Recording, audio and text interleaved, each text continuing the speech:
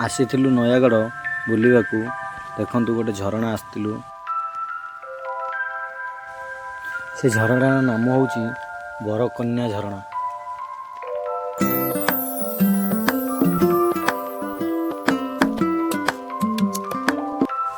ଦେଖନ୍ତୁ ଝରଣାଟା କେମିତି ଝରଝରି ଆସୁଛି, ଜଙ୍ଗଲଟା କେମିତି ଦେଖାଯାଉଛି।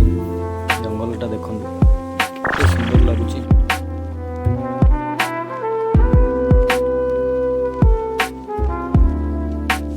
ଦେଖନ୍ତୁ ଝରଣାରୁ କେତେ ସୁନ୍ଦର ଭାବରେ ପାଣି ବହୁଛି, କେତେ ସୁନ୍ଦର ଲାଗୁଛି ଦେଖିବାକୁ।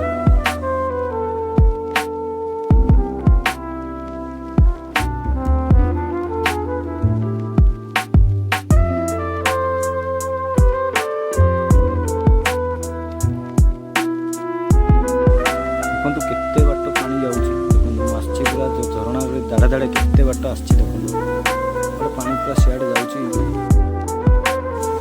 କି ଜଙ୍ଗଲରେ ଭାଇ, ଦେଖନ୍ତୁ କେତେ ସୁନ୍ଦର ଜଙ୍ଗଲ। ବାଘ ଯଦି ଆସିବ ଆମକୁ ଖାଇଯିବ, ପଳେଇଯିବ ଆମେ ଜଲ୍ଦି।